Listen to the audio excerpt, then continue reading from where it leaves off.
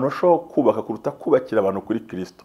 Rero niba ufite n'umuhanuzi wawe wamubwira ko hari undi waguhanurira karakara, niba uzi ubwenge uwo muhanuzi tumwihorera.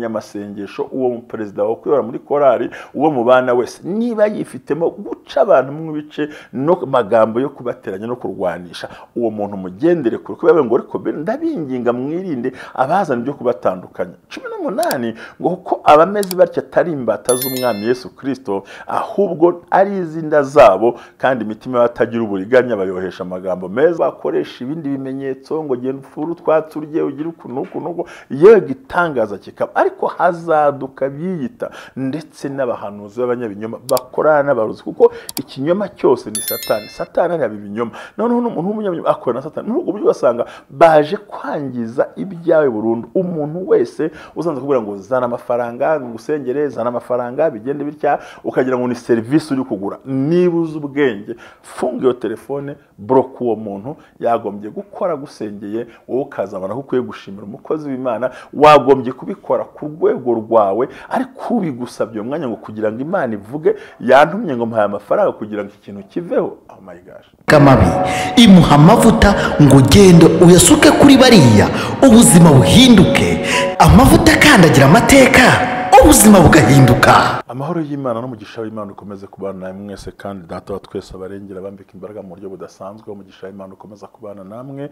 Nongera kubabwira ngo uyu munsi turi kuwa gatanu, ndetse turimo turakorera Imana tunezereweho, tuganira ku magambo uvuga ngo nubona bino bintu uzirukanke neza, wirukanke uhite wirukanka. Tugaragaza itorero ridafite Imana ndetse n'abahanuzi badakoresha imbaraga z'Imana, ahubwo bakoresha ibintu byabo bwite bijya gusa n'iby'Imana. Ndabizi neza ko inyigisho nk'iyi ntabwo ari benshi baza kubinezererwa, ariko ntacyo bintwaye. Ukuri ugomba kuvugwa kandi kukemerwa mu nzira zose umuntu yakenera, kandi agakorera Imana mu buryo bwiza.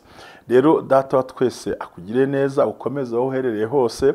Nibwira ko ejo wabonye ibindi bimenyetso, tugiye ku kimenyetso gikurikiraho uyu munsi bikomeye bigeraho kuri bingahe nabyo twongeraho, kugira ngo ubashe gusobanukirwa ejo utazagwa mu ruzi urwita ikiziba, cyangwa ukavuga ngo ntago bakubwiye. Cyane cyane ko muri iyi minsi abantu bahanganye ngo bahanuzi ntibagihanura ngo bisohore, abandi ngo abantu bazi ibyuko byagenze. Mbega hari impaka nyinshi ariko zishingiye uko umuntu abona ibintu bigenda bihindagurika ku manywa na nijoro, ndetse ugasanga abantu baragenda bagoma imitima yabo, abandi bareka Imana, abandi bibaza habaye iki, byagenze gute. Nari nakubwiye ibimenyetso bitandukanye, ntabwo ndabisubiremo ku batarabyumvise. Ngira ngo uyu munsi narinzi ko ngera ku kintu cyitwa ikimenyetso cya gatanu cyitwa kwigishanya iterabwoba, cyo bita gukanga abantu. Ugasanga umuyobozi mu itorero, ariko mbere yuko mbibabwira navuga ngo turakureba kwigishanya iterabwoba, gucanga ibice n'amagambo, ikindi kwigaragaza ko abahanuzi b'abanyabinyoma, ikindi tuza kubona no kuba abantu bakoresha ibishushanyo bisanzwe. Ibyo ni ibimenyetso ugiye kubona haba ku muhanuzi cyangwa ku itorero, byagushobokera ugakoresha imbaraga zo kwiruka nk'uwitwa Yosefu. Bamukuyemo mwitero, yari akiri umusore w'amashagaga, ariko kugira ngo ataba mu mutego ahitamo kwirukanka. Hari ibintu ugomba gukora ugakizwa n'amaguru, kuko hari biba bitakoroheye mu buzima bwawe kubaho kwawe. Imana iguhe umugisha mu izina rya Yesu Kristo w'i Nazareti. Imana ibaho umugisha. Murakoze cyane. Nagira ngo dusengane Imana maze dukomeze nta kubatindira, ni ya minota yacu kugira ngo byumve bitume nabo basha gusobanukirwa nyaboneka bipfira he, kuki bitaza, nakora iki, najya kwande, ninde twakorana mu nzira zikwiriye. Imana ibaho umugisha mu izina rya Yesu. Data wa twese, Mana y'amahoro, Mana y'ibyiringiro, Mana y'urukundo kandi Mana y'imbaraga, turagushimye ko uri Imana igikora byiza iminsi yose yo kubaho kwa buri muntu, kandi uri Imana igikora ibitangaza n'ibimenyetso rimwe na rimwe ukiyerekana mu nzira zose, ukagaragaza gukora kwawe no kurema kwawe. Reka kuba natwe muri byose duha ubwenge mu gihe nk'iki sirimo yihuta, ibintu biteye ubwoba abantu dushaka gusobanukirwa, ariko uri Kristo ugikora ibitangaza n'ibimenyetso. Turagushimye ngo ukomeze kandi byose kadufashe mu nzira zitandukanye, Yesu Kristo umwami wacu. Amen. rero nkuko nagusobanurira ikintu cya mbere kwigishanya iterabwoba rimwe na rimwe ugasanga n'umuyobozi w'itorero akubwiye ati ntuzajye gusengera ahandi hantu ntuzajye kujyayo nimujyayo muzapfa hariya akugukanga mbega kumva arashaka kwikubira ugume hamwe kimwe n'umuhanuzi wumva ko bagiye gushaka undi uguhanurira intambara zikarota umunyamasengesho bajya kuvuga ngo nasenganye na kanaka agahita amusebya ati wowe nguwo akora na dayimoni nta muntu umurimo bene uwo muntu ukubuza gusenga ubundi by'ukuri ntabwo urusengero ari amatafari n'inzu nziza zitatse no igitabo cy'abikora navuga ngo twe turi insengero z'umwuka wera ndetse Petero arandika ngo nuko twubaka nk'amabuye y'amazima kugira ngo duhinduke inzu yo kwabwa n'umwuka wera. Rero iyo umuntu umuyobozi cyangwa umuhanuzi wari wese akubujije kujya gusura abandi, kujya gusura itorero se, kujya gusengana n'abandi, byo utangira umenye neza ko ibyo arimo kubwira bidahuje n'ukuri, ngo hariya ntabwo ariho, hari hasiho, kuko abagira ngo utagenda nugira handi umenye ukuri k'uwo muntu, umenye n'ukuri kw'ibintu. So kugira ngo akwigumanire azagukubira,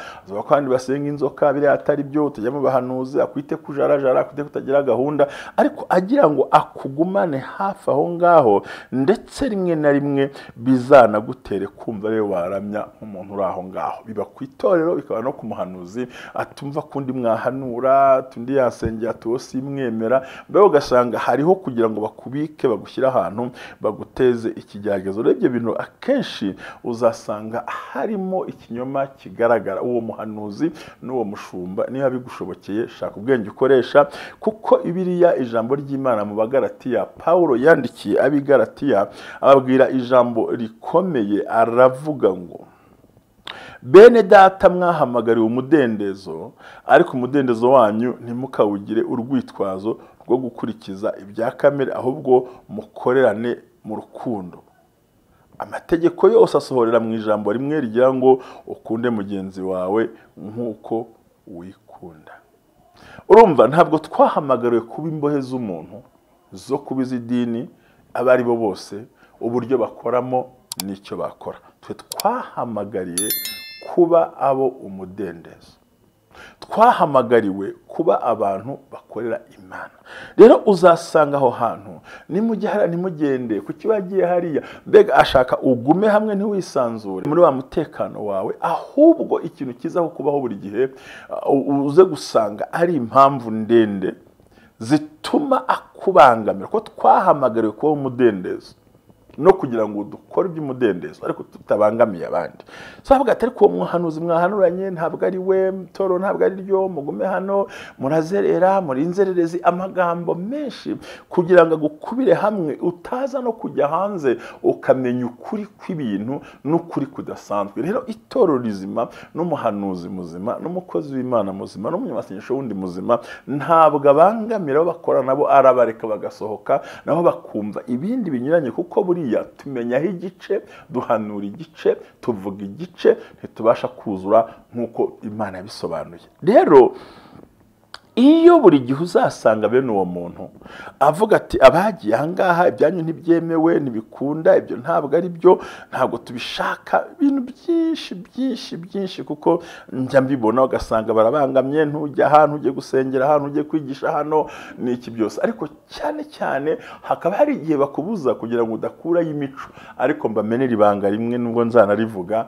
disipurine y'amatorero ntahahuriye n'ukuri kw'ijambo ry'Imana. Doctrine na disipurine yabo, hari abemera igitambaro, hari abagihakana, hari abemera ipantaro, hari abayemera, hari abemera gushyingira, abadivoruje, hari abatabyemera. Ibyo byose ugasanga amadisipurine y'abantu bashobora kubaka kuruta kubakira abantu kuri Kristo. Rero niba ufite n'umuhanuzi wawe, wamubwira ko hari undi waguhanurira akarakara, niba uzi ubwenge uwo muhanuzi uhita umwihorera, kuko arimo arakugora ngo simwemera ngo jya hano. No, ibyo bintu ntabwo ariko biri. Twahamagariwe kubohoka no kugira umudendezo, ariko bidashingiye gukora ibyaha no kwangiza ibyo abandi bakoze. Yumva wagiye gusengera ahandi akabigira intambara, wahanura undi akabigira intambara, wayakumva ko watanze igituro ahantu akabigira intambara, ntabwo wumva neza ko uhagaze mu kinyoma. So rero mu bintu bigaragara bindi bigize niyigisha ryitera ubwoba, ntugenda urapfa, ninjye Imana ikoresha, ninjye wakwanuriye, ninjye mfite ukuboko, abandi bafite basengesha amaguru se, ninjye ufite ibitangaza, abandi bo ntabyo bibaha. Ibyo rero ni inyigisho ziterabwoba zikururira abantu mu kugira ubwoba no kubikubira no kubiyegereza no kutamenya ukuri kuri. Kuko umuntu ashobora guhanurira ubuhanuzi bwe bukarangira, umuntu ashobora guhanurira umunsi wa none bigasohora, ariko ejo atazabona kuguhanurira. Hari undi ugomba kuba Imana yahamagaye mu bundi buryo. Aho rero nabamo gupinganwa kw'abahanuzi, gupinganwa kw'isengesho, gupinganwa kw'abapasiteri n'abashumbye, maze wa mukristo ugiye kubasanga ugahura na cya kibazo, kuko icyo ni ikimenyetso cyerekana neza ko harimo iterabwoba. Nugenda urapfa, nudakora gutyo urapfa.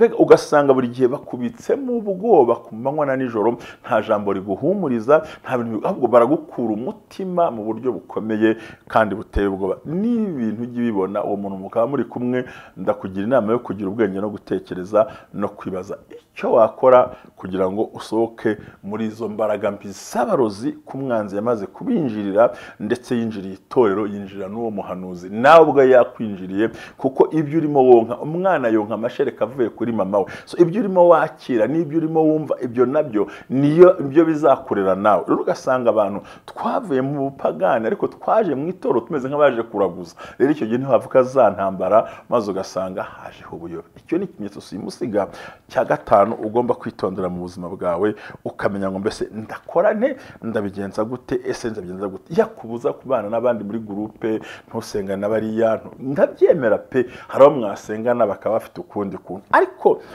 kuki utumva ko hari abandi bakubwira ibindi bintu? Banga azakubwira ibintu bye, akubaka nk'ibintu bye, ariko nugenda intambara zirote. Ibyo rero ntabwo ari byo, ntabwo ari byiza. Ubibonye tangira ugira ubwoba kandi wirukanke kuko hakwiriye. Ikindi ukwiye kwirinda cya gatandatu, mu rusengero cyangwa se ku muhanuzi n'umunyamasengesho, uyifitemo ibice muri we n'amagambo menshi yo guteranya. Yaba ari umuyobozi w'itorero kugira ngo runaka yavahambira gutya agateranya abantu, akazana ikintu cya division cyangwa se gutandukanya, gucana nk'ibice no kubatandukanya no kubigiza, ariko agambirije kugira ngo abayoboze inkoni y'igitugu mu ruhande rwiwe, kugira ngo mutabasha kwegera ndetse mutabasha kuba mwakorana. Akazana ibice muri bo akagira, kuko twahamagariwe kugira ngo tube bamwe kandi duhurire hamwe. Uwo muhanuzi n'uryo torero urimo, nushaka n'uwo munyamasengesho, niba ubona yifite nk'ibice muri we byo kurobanura n'amagambo yo gusebanya no gusemya abandi ba no gusebya abandi ba no kubavuga nabi, ukumva mu kigo cyo gusenga, mu kigo cy'iteraniro, mu kigo cyaho mwicaye muhanurana, ugasanga ubuhanuzi bwa mbere n'abantu ari kuvuga ibintu, afite ibice abantu tubashaka, baturabashaka. Nibuze ubwenge, hunga, irukanka, kandi uhungire hehe? Uhungire muri wowe imbere, kuko nawe ubwawe uri inzu y'Imana, kandi kuko twabonye yuko biri tubwira ngo twe turi inzu y'Umwuka Wera.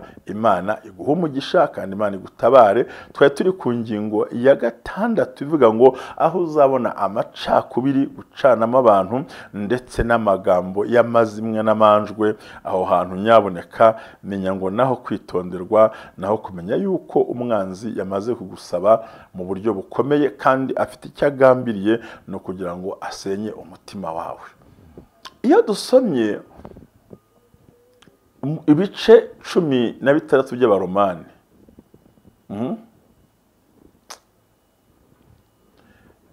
hano turi gusoma ibice 16 umurongo wa 16 niho shaka guhera kujya ku murongo wa 18. Ndabwira ibintu bigaragara. Haravuga ngo muramukanishe guhoberana kwera amatorero yose ya Kristo arabatashya. Amatorero yose ya Kristo, atavuze ngo naya. 17 akavuga ngo ariko bene data ndabinginga ngo mwirinde abazana ibyo gutandukana n'ibigusha binyuranye n'ibyo mwize, mubazibukire. Ariko bene data, barimo guhoberana, ariko bene data ndabinginga ngo mwirinde abazana ibyo kubatandukanya n'ibigusha binyuranye n'ibyo mwize, mubazibukire kweri. Murongo wa 18, kuko abameze batyo ari imbata z'umwami Yesu Kristo, kuko abameze batyo atari imbata z'umwami wacu Yesu Kristo, ahubwo ari izinda zabo, kandi imitima y'abatagira uburiganya bayohesha amagambo meza n'ibyo kubanezeza.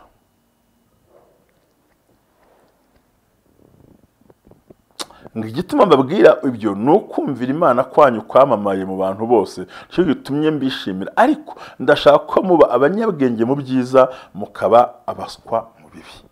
Urumva aha Pawulo yaganiriza itorero ry'Abaromani, abaganiriza babwira ati rero ikintu mbasabye ni kimwe, muramukanishe guhoberana kwera amatorero yose yo muri Kristo. 17 ngo ariko bene data ndabinginga ngo mwirinde abazana ibyo kubatandukanya n'ibigusha binyuranye mu byo mwizeye, mubazibukire. Umurongo wa 18 kuko abameze batyo atari imbata z'umwami wacu Kristo, ahubwo ari izinda zabo, kandi imitima y'abatagira uburiganya bayohesha amagambo meza n'ibyo kubanezeza. Urumva ahantu harimo amatiku, haba ari ku muhanuzi w'umunyamatiku, haba ari no ku muntu wari wese, haba no ku munyamasengesho n'umuyobozi w'itorero ufite gucanamwe abantu no guteranya. Icyo gihe niba ufite ubwenge bureba kure, ukaba ufite umutima ureba kure, nyaboneka ibi bintu bisohokemo, wisengera Imana, umenye ngo ndate ukubuza guhura n'abandi, gucanamo barantubemera kanaka simwemera. Hano binagera ugasanga no mu rusengero rumwe ntabwo abantu bemeranwa, kandi ugasanga umuyobozi w'itorero agize uruhare mu gucana nk'abantu, cyo bita ngo diviser pour régner. Ugasanga arashaka kubacamo kabiri kugira ngo batwaze igitugu, cyangwa se divide and rule, uvuga ngo abateranye narangiza bafata amapantaro mwembi cyangwa n'amakanzu, abakurure mudahura, uhanganye na kanaka na kanaka. Iyo ni systeme ya politike, kugira ngo niba kanaka dukorana, urugero ni Manuel dukorana, none hagira ujye hagati yanjye na Manuel amunteranyeho, kugira ngo amenye amakuru yanjye, amenye ya Manuel, bitewe nuko waruhagaze hagati muri twe, kugira ngo atugongane. Shavuga ati rero uwo muyobozi, uwo muhanuzi, uwo munyamasengesho, uwo perezida wo kuyobora muri korari, uwo mubana wese, niba yifitemo guca abantu mu bice no magambo yo kubateranya no kurwanisha, uwo muntu mugendere kure, kubera ngo ariko ndabinginga mwirinde abazana byo kubatandukanya. 18 ngo kuko abameze batyo atari imbata z'umwami Yesu Kristo, ahubwo ari izinda zabo, kandi imitima y'abatagira uburiganya bayohesha amagambo meza n'ibyo kubane. Umutima utagira uburiganya, bati nabonye wa muhanuzi koko, nabonye wa muhanuzi koko. Si igitangaza ku bantu bakora n'igitangaza, ariko ni ikihe bakoze? Kubera ngo bazamanura n'umuriro ku isi bawuzana. So rero umuhanuzi, umushumba, uwo mukorana, uwo gusengera, uwo ari wese yifitemo ibice, kugira ngo abone uko agutandukanye n'abantu, jya umuhungira kure. Ntabwo ari Imana yamutumye, ngo ntabwo ari imbata za Kristo, ahubwo ni imbata zinda zabo, ngo kandi afite imitima yoroshye, itagira ubucakura, itagira uburyarya, imitima yubaha Imana. ngo abo ngo barabashuka bakabarangiza bakabatwara, ugasanga ibyo byose bigenze nabi. Data wa twese akumpere umugisha kandi ubyumve kurutaho. Twahamagariye kuba umudendezo. Icyambere nuko batwisha teragwa, ni ukuvuga ngo cya gatanu navuze mutizwe atavuga ngo bakwambura impamvu yo kugira wa mudendezo wawe, kuko harimo ibice, harimo amagambo, harimo guteranya, harimo gusobanya, harimo kumva amabwire, harimo kugira ngo kanaka rumwagendanye, ariko je simwemera. Kuba tanyemera ntibikuro ko ibintu byasohora. Rero icyo ni ikintu gikomeye, ikaba indi mpamvu nyayo nyamukuru igaragaza neza ko ukwiye kwirukanka amaguru yawe mu mwuka yabangira ingata, ukamikwiye gusenga, kuko udakoze gutyo wakwisanga ahantu hatari heza rwose, kandi byari bikwiriye. Byari rero bikwiriye yuko tubaho tutari mu matiku, gushyamirana, guhangana n'ibindi byose. Rero ibyo bibonye, hita ushakisha umwanzuro ukwiriye. Tugeze ku kintu cya 17, mukomeza mukora comment, share and like, ngira ngo murabizi, kuko ibyo dukora turanezerwa cyane. Ikintu cya 7 ukwiye kumenya, kwigaragaza k'ubuhanuzi n'abahanuzi b'abanyabinyoma.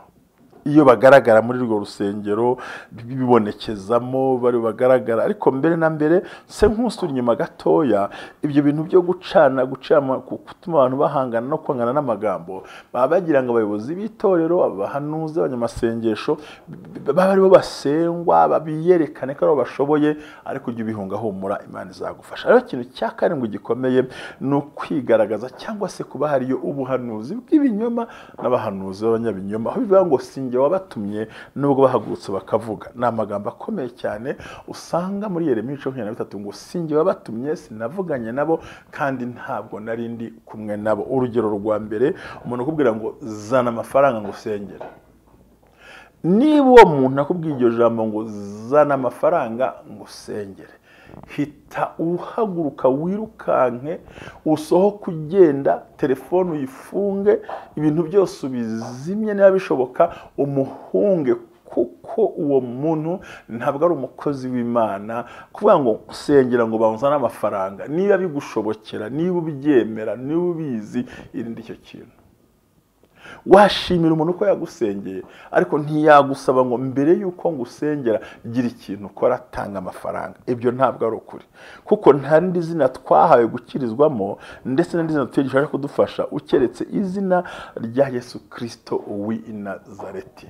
Imana ntikora ibintu kubera ikiguzi, ntikeneye gukuraho ibintu byaho ngaho mu gukizwa. So rero ngo mbabarira nsengera, ati mbere ko gusengera banza utanga amafaranga. Ndagusaba ngo niba ufite igikapu, niba ari varisi, niba ntacyo wari wajyanye, niba ari marete, hita uhaguruka wiruke, yaba iryo torero, yaba n'umuhanuzi, icyo cy'umunyamasengesho. Icyo cyo ndakikubwiye ngo nturi kure y'intebe ya Satani, ahubwo Satani muricaranye. Ndabizi ko kuvuga ibintu nk'ibi hari abandi bakambwira uko bashaka, ariko ntibimbuza kubivuga. Nuvuga ngo ahantu hari ubuhanuzi bw'ibinyoma n'abahanuzi b'ibinyoma, iyo babwiye ngo bagusengere, ikintu cyane uvuga ngo banzana amafaranga tugusengere, zana ituro tugusengere, ukibaza ngo Imana ikorera inyuma y'ituro, aho tugomba kuhamenya. Rero nicyo kintu cyerekana ko ari urusengero urimo, ari umuhanuzi muri kumwe, ari umunyamasengesho urimo gusengera, hari nk'ibinyoma bikomeye ko Imana ntabwo ari ukukora. Icya kabiri ni ugusaba igitambo akubwira n'umubare wacyo ushaka hunga, kuko Imana igaragara ngo mu kigaragaza ikintu kirimo abahanuzi b'ibinyoma, abashumba bakorana na Satani, abantu bakorana n'abadayimoni, nuko buri gihe kugira ngo agusengere ngo banza utange. Oya, nibuza ubwenge, hita ufunga telefone, mu bloke, niba ari urusengero, shakisha inzira unyuramo wiruka, kubera ko umurozi yamaze kwinjira muri iryo torero, ari muri uwo muntu, kuko arimo arakora ibintu uvuga ngo ntabwo Imana yageze yavuga ngo pfana ifeza zawe. Impano y'Imana ntigurishwa ifeza. Rero kuvuga ngo banza usengere ngo daboro mpereza amafaranga, no, ibyo ni amakosa. Abantu bazana amafaranga tubasengere, bazana n'ikintu tubasengere. Oya,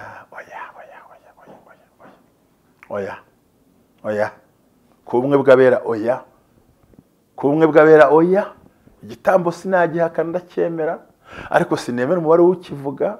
Ibyo ni ibisaho. Umuntu ngo ndasengera ndwaye, nsengera ndarwaye. Nta muntu utazi ko yajya kwa Bamenya cyangwa kumuhanuzi nta kintu yitwaje. Abantu benshi barabizi, ntawe ujya mu rusengero cy'imitaje, abantu benshi barabizi. Ariko niba uhamagaye umushumba, ugahamagara pasiteri, ugahamagara umuhanuzi, ugahamagara umunyamasengesho, ahubwo ngo mbere yuko ngira icyo nkora banza uzane amafaranga. Ndakugira inama, niba ukunda gukurikira umwe bw'abera ministries, hita uterura ibyo ufite, cyaba igikapu, yaba telefone, uceho wirukanka uhunge, kuko wamaze kukandagira mu ntebe yo kwa Satani ifite imbaraga muri ubwo buryo. Kuko amagambo y'Imana 24 mu matavuga ngo ko hazaduka abanyabinyoma benshi cyane. Abo baduke kandi bazafite ibinyoma bikomeye, kandi baje bafite gahunda ndende yo kugira ibintu bakora bitari byo, kandi bagambiriye gusenya ibintu wari ufite mu mutima wawe. Abo rero n'abakozi ba Satani, n'abakozi ba Sekibi rwose. Ndabivuze, ndabihamije, ndibwira ko ukwiye kwirinda, ukamenya icyo ukwiye gukora kugira ngo Imana mugendane. By'ukuri muri iyi minsi gutandukanya abahanuzi, abatekamutwe, abanyabinyoma n'abavuga n'abandi bose biragoye, kuko ari usanga abantu bicaye ari shaka gusubiza ikibazo ntambazaga. Kuko abiyita Kristo n'abahanuzi b'ibinyoma bazaduka bakora ibimenyetso bikomeye n'ibitangaza kugira ngo babone uko bayobya n'intore niba bishoboka. Urumva ahantu tuvuze ngo kuba hari abantu, si gitangaza ko wagwa hasi baguhuha bagukoraho, si gitangaza ko bakoresha ibindi bimenyetso ngo genda ufuru twaturye ugire ukunuko, yewe gitangaza kikaba. Ariko hazaduka biyita ndetse n'abahanuzi b'abanyabinyoma bakorana n'abaruzi, kuko ikinyoma cyose ni Satani. Satani ari ibinyoma. Noneho n'umuntu w'umunyabinyoma akora na Satani. N'ubwo buryo basanga baje kwangiza ibyawe burundu. Umuntu wese uzanze kubwira ngo zana amafaranga ngusengere, zana amafaranga bigende bitya, ukagira ngo ni serivisi uri kugura. Niba uzi ubwenge, funga iyo telefone, block uwo muntu. Yagombye gukora gusengeye, wowe ukazabona ko ukwiye gushimira umukozi w'Imana. Wagombye kubikora ku rwego rwawe, ariko ubigusabye umwanya ngo kugira ngo Imana ivuge yantumye ngo mpaye amafaranga kugira ngo ikintu kiveho. Oh my gosh, my God, what about this? No kuvuga ngo muri hangana ninjiye muri no mwaka wa 2024 mbabwira ngo imbaraga z'abakiranutsi zigiye kumenagurika, kandi hagiye kwibitangaza ariko bidashingiye ku ijambo ry'Imana, bidashorewe n'ijambo ry'Imana, ahubwo rishorewe n'ibinyoma by'abantu bagenda bazana. No kuvuga ngo ukubwira ngo mbere yuko usengera, mbere yuko mpanurira, mbere yuko nsengera umwana, banza umpa amafaranga maze ngo usengere niga Imana iribuze kumva. Imana iramutse yumva gutyo haba hari ikindi kibazo. Gusa njya nemera ko ushobora gusenya ibicaniro, nyir'ubwite yabyiyumvamo yabikora kute, ariko ntabwo nibaza ko yo tike ni tike moderateur, se ni tike kugira ngo baze gusuzumisha ni kwa muganga. Se ibyo byose abantu bakabisanisha na muganga, ngo ntiwajya kwa muganga utajyanye amafaranga ugura bakorana muganga. Please. Aha yubonye uno mwuka umeze gutya, nushaka nibuza ubwenge, cyo torero rihunge. Niba ari umuhanuzi, muhunge. Niba ari umunyamasengesho, irukanka ukizwe n'amaguru, kuko uri murakorera mu bwami bw'abarozi utarusobanukiwe. Uza kubwira ngo banza ugire gutya kugira ngo igire gutya, banza ugire gutya, pe ugasanga buri gihe kugusengera ni icyabanje gukora kugira ngo akubike ngo Imana yavuze ngo tangaya kugira ngo ukire. Mwami Yesu, nagira ngo murahumvise neza, ntabwo ndibuze kuhatinda. Imana iguhe umugisha. Ndabizi iyi ngingo hari uwambaza ibindi, munyumve neza. Usengerwa ashobora kugena icyo yakora, ariko ntabwo ari umupasiteri n'umuhanuzi n'umuntu usengera umuntu umubwira ngo mbere yuko ngusengera banza umpereze ibingibi nibwo Imana iri bwuze kumva. Niba ufite urufunguzo rw'amatwi y'Imana se, gusa njya nemera ko akanwa gakuraho akandi kanwa, igitambo gikuraho ikindi, ibyo ndabizi rwose. Ariko ibyo ngibyo ni wa muntu wabaswe n'imbaraga mbi zimwirukaho, nabwo niyagiye kubikora ntiwemerewe kuvuga umubare. Umuntu nakubwira umubare ati ya Imana yavuze ukuntu ukujya uceceka, reka nguhe urugero ko hari ukubwira ngo ivuze ngo tanga aya ngaya kandi kuri konte ntayahari, ntabwo wumva ko ari ikosa rikomeye. Rero bareke twe gukabya no gutera ubwoba. Imana igufashe kandi Imana ikurengere. Rero nagira ngo munyumve neza cyane kandi munyakire. Turimo turajya guhishura imigambi. Iki kiganiro nzagikora ni ahandi n'ubundi sinyabeye ko, ariko kumwe bwa ministries nuko tumeze twebwe, no kukwigisha no gukuri kw'ikintu kwabashe gusobanukirwa. Ikindi cya munane, rero ubwire ntabwo Imana ikeneye ibintu bigiye kugira ngo ikore ibintu byayo. Nta nubwo Imana ikeneye ibintu hari bidakeneye, ahubwo reba ngo ibi bisimbuye ibindi kuri ibi nibi kandi Kristo arahari. Ikintu cya munane dukwiye kumenya, ibishushanyo cyangwa ibigirwamana, idolatry, ibigirwamana. Nuramuka usenganye n'umuntu ugasengera mu itorero, baguha ikintu ngo genda ugishyire mu nzu yawe kibemo, ujye umenya ngo urimo urakorana mu biganza na Satani. Twe mu mazu yacu tugomba kubika ijambo ry'Imana, tukabika ibitabo by'Imana, ariko ibindi bintu bisa no gusenga amashusho y'abantu, gufata n'amavuta nguhaye uyamanike hariya, fata ibi nguhaye bizakurinda. Abandi bakishaka kwinjira amadini, muzi ko ntajya mbyemera. Abandi ngo bika kino kintu mu nzu n'umurinzi wawe. Oya, twebwe turindwa n'ijambo ry'Imana n'imbaraga z'Imana muri twebwe. Yaba umuhanuzi, yaba umushumba, yaba pasiteri, yaba umukozi w'Imana, uzaguha akantu ngo genda ukabike mu nzu kazakurinda. Nyaboneka iyo ni imyuka mibi y'abarozi. Mu gihe utarahakura mugomba no kwitonda. Hari impano baguha nazo ubwazo zihisha ibyo bintu. Umuntu akaba yaguha nk'ikintu cyari cyararangije yatongera kikaza. Niba mu itorero baguha ibishushanyo bibajwe, amafoto abajwe ngo genda ushyire mu nzu, ariko bakongeraho ngo bizakurinda, nawe ukabiramya, nawe ukabiba hafi. Abantu batabiramya ariko babyubaho ukuntu. Ibyo bishushanyo rero barimo n'ibyo bambara, hari ibyo bandi batwika bajya bafata, hari abambara ibintu mu majosi, arabagira gute ngo ubirinde. Twe amazu yacu arindwa n'Imana ishobora byose. Ukabona umuntu agwakarwa, genda ukabike mu nzu kazakurinda, genda ukabike kazakuvugira. Nuhura n'abanaka uvuge na kanaka nuhure na runaka ugira umva n'ubupfumu bweruye n'ubupfumu twe turindwa n'amaraso ya Kristo umwana w'intama w'Imana twe nta kintu twe kubiko mu mazu yacu ntago twe gutereka mu kiretse Bibiliya ngo ibindi byose bisa n'ibyo wakwitirira Imana kurindwa n'Imana gutabarwa n'Imana gukorana n'Imana ntabwo bisobanura ngo ugiye guhishushanya ribajwe cyangwa imitako baguhaye ngo hano hari mw'Imana ngo jye bigira gutya ugasanga nkuko nakubwiye mbere ngo uzasanga mu nsengero zabo hari nk'amafoto amanitse ku miryango cyangwa mu nsengero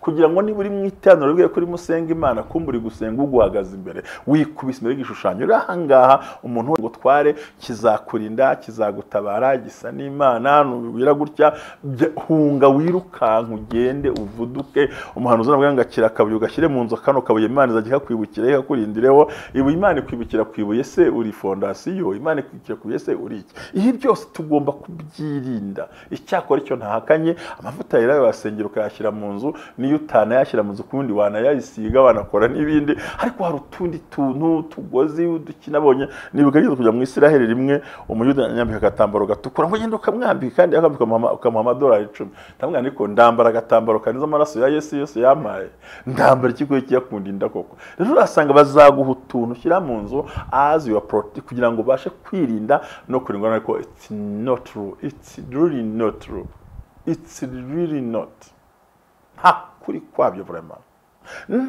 nta kuri kwabyo guhari nta kuri namba ni ikinyoma cyambaye ubusa kandi yako ni ikimenyetso cyerekana ko wamaze gutwa n'imbaraga mbi ngo Imana iravuze ngo mbere yuko usenga ngo banza utange iki my friend oya not it so murakoze rero Imana ibaho umugisha turacyakomeje iyi ni pati ya kabiri tuzakomeza kuwa gatandatu pati ya gatatu ngo ni gute namenya ko nkorana n'abantu bakora na Satani cyangwa n'abantu b'Imana muraza kumva ibintu bikurikira Imana ibaho umugisha shalom turabakunda mukomeze mukore subscribe comment share nkuko babiberetse kandi turabashimira ko mudukurikiye muhabwe umugisha n'Imana shalom ubumwe bw'abera ministries amavuta kandagira amateka ubuzima bugahinduka mwiyerekwa ry'umushumba Rivera Ntambabazi Jean Baptiste ubwo yasengaga Imana yamuhishuriye abantu benshi batsikamiye n'amateka mabi imuha amavuta ngo gende uyasuke kuri bariya ubuzima buhinduke amavuta kandagira amateka ubuzima bugahinduka